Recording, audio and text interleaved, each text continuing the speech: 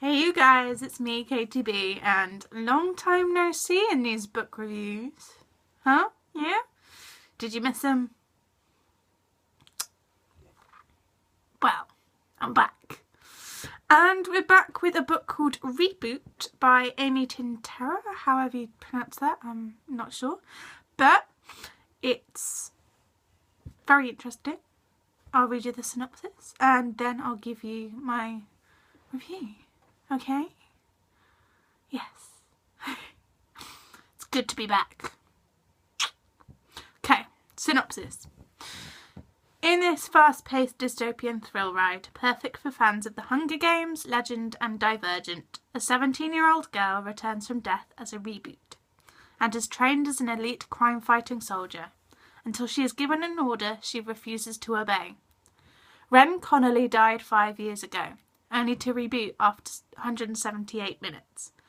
Now she is one of the deadliest reboots around, unlike her newest trainee Callum, 22, who is practically still human.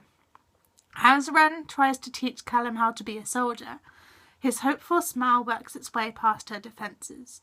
Unfortunately, Callum's big heart also makes him a liability, and Ren is ordered to eliminate him. To save Callum, Ren will have to risk it all. It was a very intriguing synopsis to kind of, instead of come back as a zombie, to reboot as a soldier and someone who is kind of very much stronger than humans. And the numbers that you kind of have after the name, so Ren is Ren 178, which the number is standing for the number of minutes that it took for her to reboot, him or her, depending on the character, to reboot. And so Callum 22 only took 22 minutes to reboot, which, and how it kind of is set up is that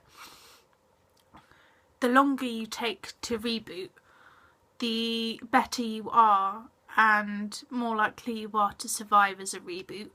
But you've got less emotions than someone who is, very low down in the reboot scale and rebooted only very, very, very quickly. So Ren being 178 minutes means that she's the most emotionless of them all. And while it was done really, really well, rather well in this book, I did feel that she should have been a lot more kind of harder. And there's this, it was almost instant attraction with Callum, which wasn't, how to explain it, for someone who is the hardest, deadliest reboot, who is the most emotionless, for her to kind of fall so quickly for Callum didn't feel quite as believable as it could have been. They were still really great characters, and I still felt that they had distinctive enough voices that you could tell that Ren took longer to reboot and that Callum was the more human of the two. But for me, Ren wasn't hard enough, and yeah, I felt that she could have been a little bit more detached. And she falls too quickly for Callum, for someone who's rebooted too slowly in this world. So yeah, that aspect wasn't quite there for me. Still doesn't mean it's not good. There was a nice kind of balance as well in this book between the romance and the action, and there was also that nice balance between exposition and well, not so much exposition, it was more kind of, it didn't feel like exposition, is what I mean.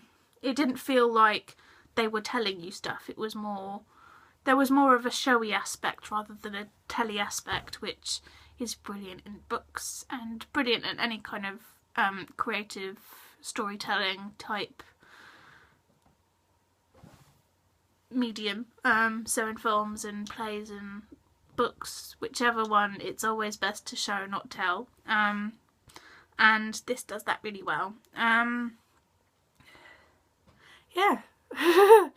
Okay, what else? What else is there?